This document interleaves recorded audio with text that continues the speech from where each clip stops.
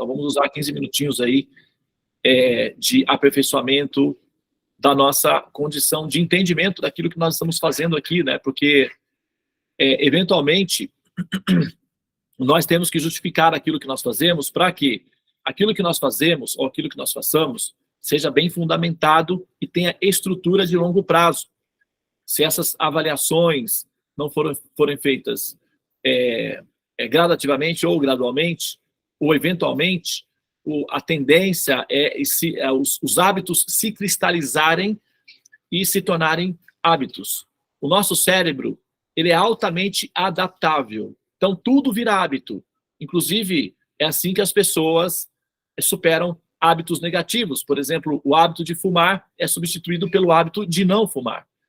Então, tudo é hábito. É uma questão de habitação, ou de habituar-se a um local específico. E esse é um dos efeitos colaterais da religião. Ela te torna habitado nela, ou seja, adaptável a ela, e acomodado ao processo da religião, o que faz com que o cérebro funcione automaticamente. Então, ele vai terceirizar para os métodos da religião a responsabilidade da evolução. E exatamente aí é que não acontece. Aí é onde para de evoluir. Quando é terceirizado, é onde para. Então, o conhecimento, ele tem a função de nos manter conscientes daquilo que nós estamos fazendo. E isso é evolução, isso é adaptação. Estar consciente daquilo que faz é justamente o objetivo, despertar. Assim, o estado de despertar indica que a pessoa sabe o que está fazendo, consegue dar os passos de forma consistente e sabe para onde está indo também. Isso é despertar, ok? Muito bem, então a gente vai prosseguir aqui com o estudo que nós estamos fazendo, ok? Eu acho que vou até compartilhar a tela com vocês hoje. Vamos lá?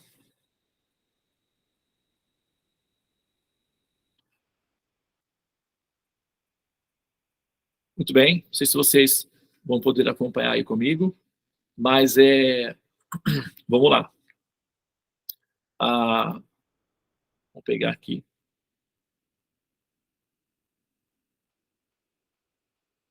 Muito bem, eu pulei uma parte que contavam histórias acerca do Senhor Chaitanya, eventos específicos que, para serem melhor entendidos, essa contextualização sequente, essa contextualização que nós estamos fazendo aqui, vai dar condições para que se entendam essas histórias do Senhor Chaitanya. Eu passei essas histórias para frente, tá? Mais para frente, quem sabe a gente retoma aí. Então, eu vou continuar a partir daqui, ó, os Vedas, né, onde está aqui posicionado, não sei se vocês visualizam aí. Como é que está a visualização aí, Devi? Para vocês? Está ótima. Está ok? Muito bem. Então, olha só. Nós estamos lendo do Srimad Bhagavatam, tá? Então, eu vou dar a introdução ao mantra. Om Namo Bhagavate Vasudevaya. Om Namo Bhagavate Vasudevaya. Om Namo Bhagavate Vasudevaya. Om Shanti, Shanti, Shanti, Swaha. Om Narayana Namaskritya Naranchaiva Narotaman Devi Sarasvati Vyasa Chatodaya Mojidaye Nasta Praishua Bhadreshu Nityam Bhagavata Sevaya Bhagavati Utamash Loke Bhakti Bhavati Naistiki Om. Muito bem. Esse mantra, esse último mantra que foi entoado, ele diz o seguinte: ouvindo regularmente os tópicos do Srimad Bhagavatam, prestando serviços, altruísmo, sendo altruísta, tendo uma atitude não invejosa perante a existência, perante a humanidade, perante as pessoas, ou seja, tendo compaixão, sendo altruísta, né? Prestando serviços altruístas à humanidade, ouvindo regularmente as escrituras sagradas, sendo atencioso com os mestres, a tudo que, se a pessoa pratica isso, ouvir regularmente as escrituras sagradas, ser altruísta, ter uma atitude com empatia e compaixão perante a humanidade e oferecendo atenção apropriada aos mestres, se a pessoa pratica isso, tudo que é molesto ao coração é quase que completamente destruído por completo. E o serviço ou a relação de amor a Deus se estabelece no âmago do coração dessa pessoa como um fato irrevogável. Essa afirmação das Escrituras. Agora a gente poderia questionar o seguinte, nós poderíamos, né, assim, explorar essa informação da seguinte maneira: por que que o mantra diz quase que completamente destruído? Por que que não diz totalmente destruído? Por que que essa palavra vem antes? Quase que completamente destruído. Né? Porque o que acontece é o seguinte, a alma, a entidade vivente, ela tem um coeficiente pequenininho, mas tem o livre-arbítrio, o bendito, o abençoado do livre-arbítrio, que tanto nos dá problema e trabalho, porque olha só o resultado do livre-arbítrio aí, ó. Olha nós aí, né, lutando com a vida. Isso por quê? O livre-arbítrio. A gente tomou decisões e essas decisões nos trouxeram de volta ao nosso habitat aí, que é a humanidade. E isso significa o quê? Significa a utilização do livre-arbítrio. Então, nós somos as escrituras, o conhecimento védico, ele vai nos levar até a borda do rio. Ok?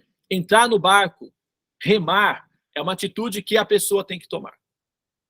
Então, ouvir regularmente as aulas sobre o Śrīmad Bhagavatam, o conhecimento védico, ter uma abordagem altruísta perante a existência e ser atencioso ou atenciosa com os mestres, ou seja, com o conhecimento, faz com que a pessoa tenha condições de chegar até o aeroporto.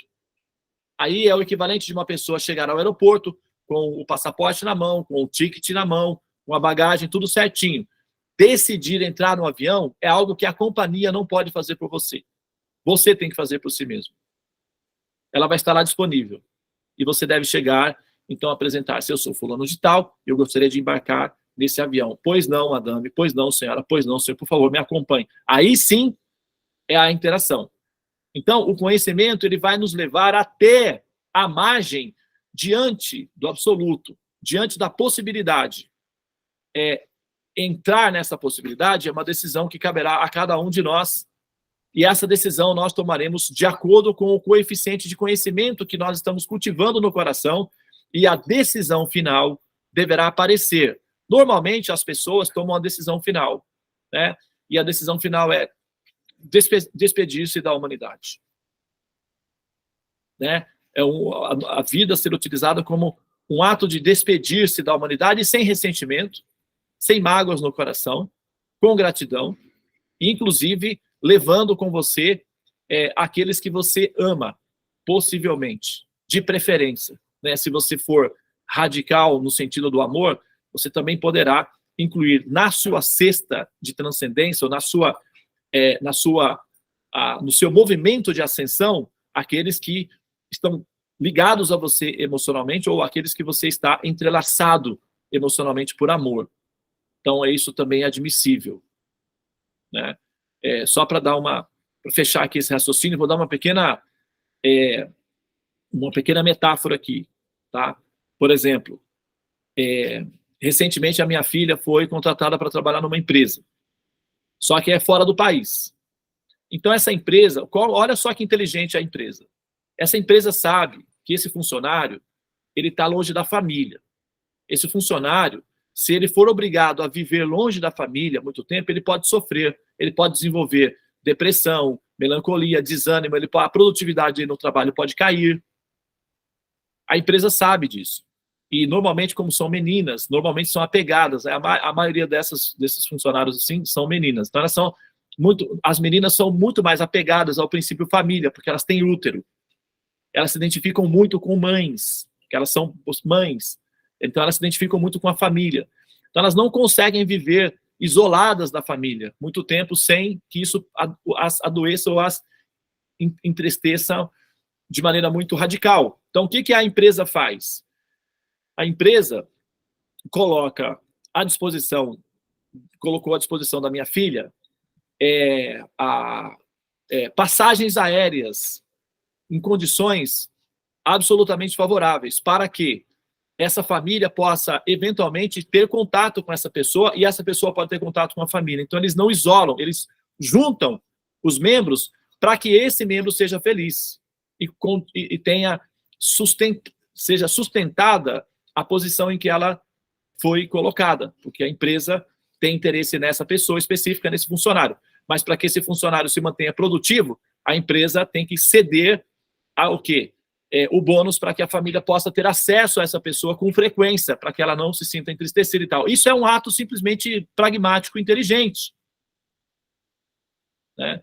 Então, semelhantemente, o programa de evolução permite, está na pauta do processo da evolução, por uma questão de inteligência, de pragmatismo inteligente de Deus, que o ser que decide ascender, uma vez assumindo essa posição de ascensão, também poderá conceder royalties ou bônus para aqueles que estão ligados emocionalmente, ou seja, para aqueles que têm uma relação de conexão emocional que aquela pessoa tem.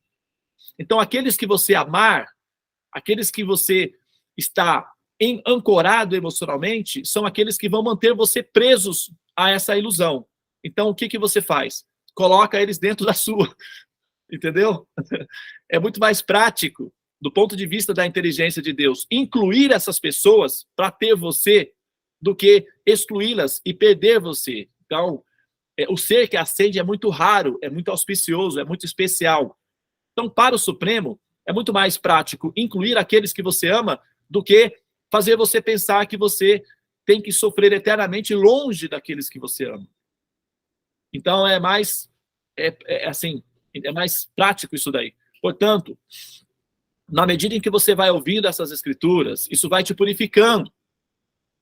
E ao se purificar, você vai tomando a decisão final de não mais renascer entre as moléculas de carbono. Você vai querer despertar na transcendência. Chega de carbono, não. Entende? Tem uma série na Netflix que se chama Carbono Alterado. Não sei se vocês já assistiram. Então, chega de carbono alterado. Entende? Agora, o processo é transcendental. Então, para que a pessoa sustente essa decisão, a primeira atitude, ou a primeira informação que ela tem que saber é que ela não vai precisar abandonar aqueles que você ama. Muito pelo contrário, é mais produtivo você recolher aqueles que você ama para dentro da sua decisão de ascender, porque eles também ascenderão. Isso é bom para eles, é bom para todos. É o interesse de Deus isso. Tá? Só tem uma condição. Você tem que pagar o resgate. Ou seja, você tem que ser um excelente acendedor para que tenha luz. Isso você tem que ter potência com você. Você tem que ter Shakti. Então, você se torna o libertador de um grupo, não apenas de você. Você só precisa ter foco, Shakti, e cultivar conhecimento e despertar a sua devoção, o seu amor ao Supremo. Uma vez que isso acontece, você pode transferir esses dados para aqueles que você ama. Mesmo que eles não sejam capazes de acompanhar o seu ritmo nessa vida, eles estão incluídos no programa de inserção social, transcendental. Então, é uma questão de um time muito pequeno. Essa administração do time, não se preocupem. Tá? Quando você desperta na transcendência, aqueles que você ama despertarão exatamente junto com você. Nem um minuto a mais, nem um minuto a menos. Quer ver só uma coisa? Um exemplo simples para você entender isso? Supomos que você seja o diretor de uma empresa que custe 100 milhões de dólares. Tá? E você vai para uma conferência num país. E você vai levar os seus assistentes com você. Tá? Você vai levar, inclusive, a senhora do cafezinho, porque você adora o cafezinho que ela faz e você não quer o café de ninguém, só dela. Então ela vai também no pacote. A senhora do cafezinho é uma senhora modesta, uma senhorinha modesta que mora num bairrozinho tal, com a famíliazinha dela, mas ela vai para o país onde você vai. Vamos dizer que seja, sei lá, né, Paris. Então a senhorinha do café também vai para Paris. A senhorinha do café, os diretores da empresa, sabe, os secretários, todos entram no mesmo avião que o chefe da empresa. O chefe da empresa vai na área executiva, tudo bem, tem uma vantagem. E o pessoal vai na área econômica, tudo bem, mas vai todo mundo no mesmo avião. E quando o avião pousa em Paris, o chefe da empresa não viajou 1 metro a mais que a senhorinha do café. Ambos ficam iguais, na mesma posição. Entende? Então, ambos, aqueles que você incluir no seu processo de liberação, a sua liberação, e aqueles que você colocar o nomezinho lá na consciência perante o Supremo para essa ascensão, vai chegar onde você chegar exatamente no mesmo ponto, no mesmo horário, no mesmo local. Não vai haver diferença nenhuma. Eles passarão por reciclagens. Claro, eles têm que se adaptar. Você já está um pouco à frente. Porém, você é o libertador de um grupo. Não é só a sua liberação que está em andamento. Tem um grupo ao seu redor. Pense no seu grupo. Por que você vai abandonar aqueles que você ama nesse momento mais importante da sua existência? É justo isso para com eles? Claro que não. Então, os inclua. Tá? Vai pensando nisso daí, porque faz parte da pauta. Liberação significa coletiva. A liberação raramente ou quase nunca se dá de forma individual. Sempre é de forma coletiva. Porque se você ama, pronto. Você tem que levar essa pessoa junto. A não ser que você não ame. Não é o caso, não é possível. Porque almas costumam amar outras. É normal isso daí. Tá? Muito bem.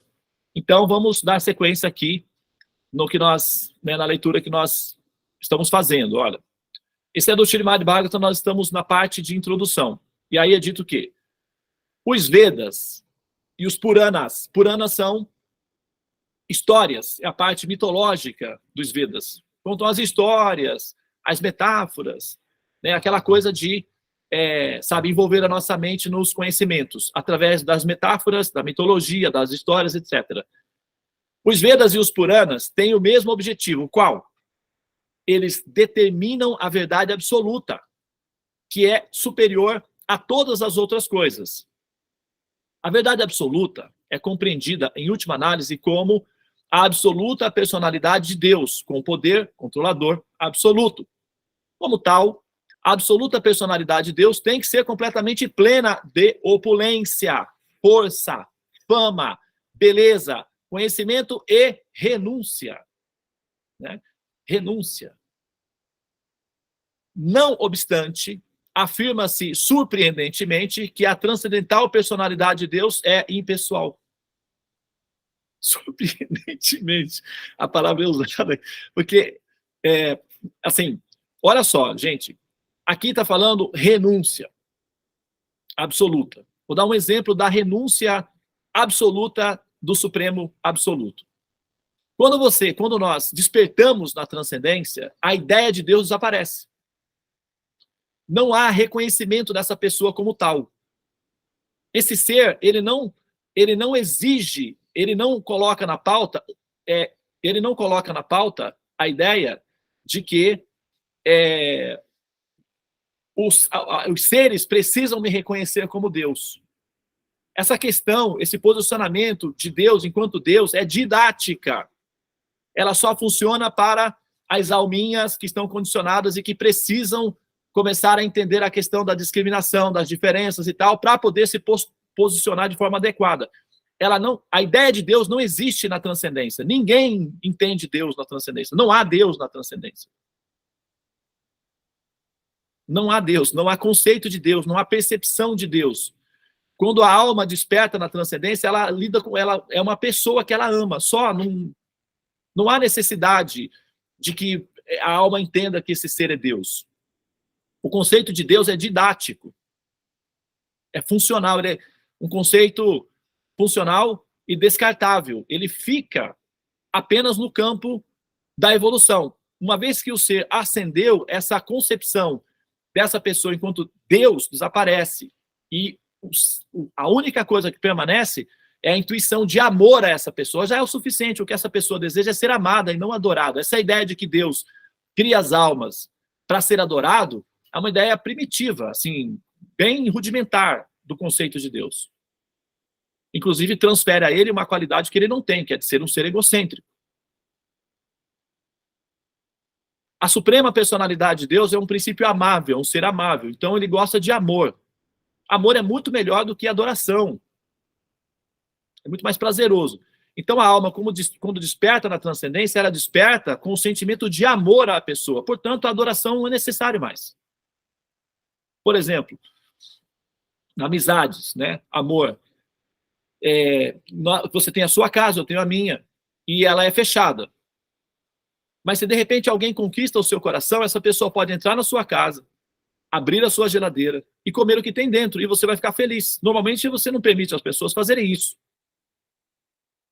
Mas quando a pessoa tem amor a você e você tem amor à pessoa, pronto, já resolveu o problema, já. E essa pessoa não precisa ficar pedindo a você toda hora permissão para abrir a sua geladeira. Já fica normal o relacionamento. Semelhantemente, a relação com o absoluto, uma vez que a alma transcende, desperta no absoluto, as formalidades da ideia de Deus são desnecessárias, inclusive elas atrapalham. Então você vai ficar rezando para a pessoa o tempo todo, isso é meio constrangedor, mesmo para uma pessoa importante.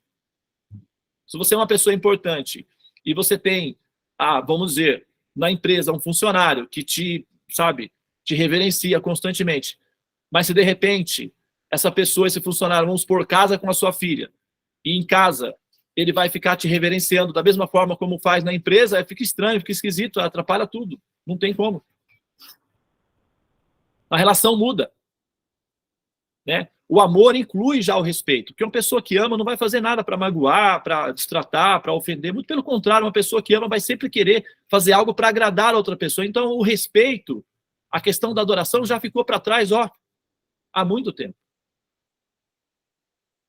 Então, não precisam se preocupar que vocês, ao ascenderem aos céus, terão que ficar lá ajoelhados, rezando eternamente, porque essa forma de pensar é meio entediante, né? Quem que quer uma coisa dessa, gente, pelo amor de Deus? Quem é que pensa nisso daí? Quem é que deseja isso?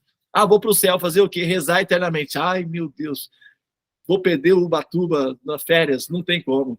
Eu já desisti do céu. Então, quer dizer, não rola. Essa formalidade em relação à expectativa de ascensão, ela é complicada, ela atrapalha você. Entendeu? Então, a gente vai aos pouquinhos explicando como é esse processo de despertar na transcendência do ponto de vista védico, alternativa, a terceira via, né, no caso, a via védica. Né? Lá em São Paulo, nós temos a clínica do nosso querido Dhananjay, não sei se ele está na sala aqui, Maharani, chama-se Via Vidya. Né? E o nosso conceito aqui, que nós estamos, o conceito védico é a via védica, a ideia da ideia védica, né, Maharani? É isso. Muito bem. Então, seguindo aqui com eu quero, já estamos, não, já passei do horário, já passei, não vou mais, vou deixar para a próxima semana, tá bom? É bom que assim a distância, né, faz o coração carinhoso aí. Semana que vem eu vou comentar esse pequeno detalhe que foi colocado aqui, Não obstante, afirma-se surpreendentemente que a transcendental personalidade de Deus é impessoal. Então vamos ver que ato surpreendente é esse, né? E por que seria assim tão surpreendente? E que causa esse estado de espantamento, de choque, de surpresa da parte do mestre em relação a esse conceito aí, tá bom? Namastê, Hare Krishna. E então a gente agora segue com o nosso caminho dos mantras. Vamos então entrar agora na Torre dos Mantras. Hare Krishna.